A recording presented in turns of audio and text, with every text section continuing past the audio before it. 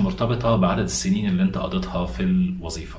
فبالتالي لو انت هتعمل شغلك بس من 9 ل 5 مش هيكون عندك فرصة ان انت تتقدم في وظيفتك وتتقدم في السلم الوظيفي.